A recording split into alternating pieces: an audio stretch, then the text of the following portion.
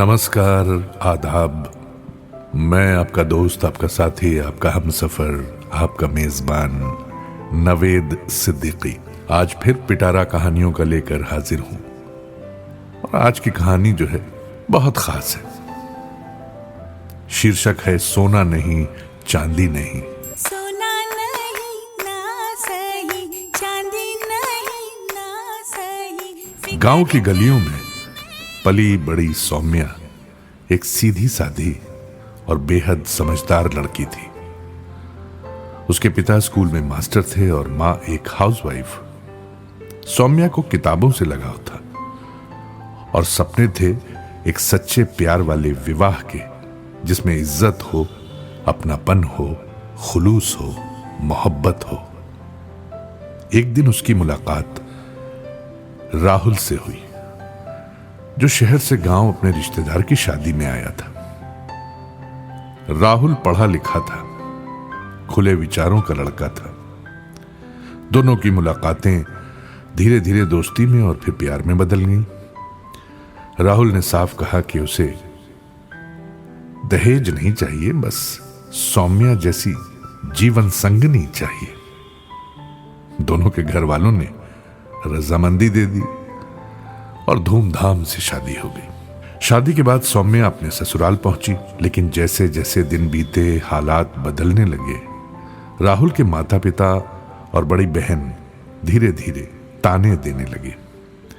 आजकल की लड़कियां बिना दहेज के चली आती हैं, न सोना, न चांदी, न गाड़ी, न पैसा।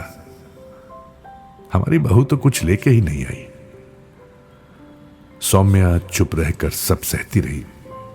राहुल को जब यह सब पता चला, उसने सौम्या का साथ दिया और माता पिता को समझाने की कोशिश की, परंतु बात बिगड़ने लगी। एक दिन राहुल के पापा ने गुस्से में कहा, भाई हमने तो सोचा था कि दुल्हन के साथ कुछ सामान भी आएगा, मगर ये तो खाली चली आई, कुछ लेके नहीं आई। राहुल ने गहरी सांस ली और सबके सामने कहा, अगर दहेज चाहिए था तो पहले बताते। मैं शादी नहीं करता, लेकिन मैं सौम्या से प्यार करता हूं, ना कि उसके पैसों से। अगर यही सब चलता रहा तो मैं इस घर से चला जाऊंगा। सौम्या की आंखों से आंसू बहने लगे, लेकिन अब वो कमजोर नहीं रहना चाहती थी। उसने पहली बार आवाज उठाई, मैं कोई सामान नहीं हूं जो खरीदा जाए। मैं आपके बेटे से प्यार करती हूं और उसे खुश रखना चाहती हूं, आपका परिवार चलाना चाहती हूं। अगर आपको दहेज चाहिए तो मैं ये घर छोड़ दूंगी, पर याद रखिए आपके बेटे ने मुझे चुना है, दहेज को नहीं। उस दिन घर में सन्नाटा छा गया। राहुल की दादी, जो अब तक चुप थी, वो खड़ी हुई और बोली, बहू तो इस घर की इज्जत है। जो लोग तुझसे दहेज की उम्मीद कर रहे हैं वो खुद गरीब हैं सोच में। तुझे कहीं जाने की जरूरत नहीं है। अब से जो भी तुझे ताना देगा, पहले मुझसे सामना करना होगा। धीरे धीरे आहिस्ता आहिस्ता माहौल बदलने लगा। सौम्या की समझदारी और आत्मसम्मान ने सबको सोचने पर मजबूर कर दिया। राहुल ने भी अपने माता पिता को समझाया कि दहेज सिर्फ एक सामाजिक बुराई है, जिससे रिश्ते नहीं व्यापार होता है। कहानी के आखिरी में सौम्या अपने ससुराल के आंगन में तुलसी के पास खड़ी थी, जहां राहुल उसके साथ खड़ा मुस्कुरा रहा था।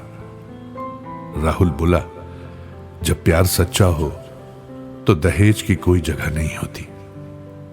सौम्या, तुमने सबको सिखा दिया कि बहू लाते हैं बोझ नहीं। और उस दिन से गांव में मिसाल बन गई एक दुल्हन, जिसने चुप रहकर नहीं बल्कि आवाज उठाकर अपने हक की लड़ाई लड़ी और लड़ाई जीती। कहानी से सीख ये मिलती है कि बहू जब लेकर के आते हैं तो उसको बहू ना समझें, बेटी समझें। जिस दिन बहू को आप अपनी बेटी समझ लेंगे, सारी मुश्किलें अपने आप छूमंतर हो जाएंगी और आपका परिवार, आपका घर हमेशा हमेशा खुशहाल रहेगा। उम्मीद है ये कहानी पसंद आई होगी। कहानी कैसी लगी ये कमेंट में लिखकर जरूर बताइएगा। अच्छी लगी हो तब भी और ना पसंद आई हो तब भी। हौसला अफजाई होती है जब आप हिम्मत बढ़ाते हैं, आप तारीफ करते हैं और आप सुनते हैं। शेयर करें, लाइक करें, सब्सक्राइब करें और बेल आइकन दबाना बिल्कुल ना भूलें। जुड़े रहिए अपने दोस्त नवेद सिद्दीकी के साथ।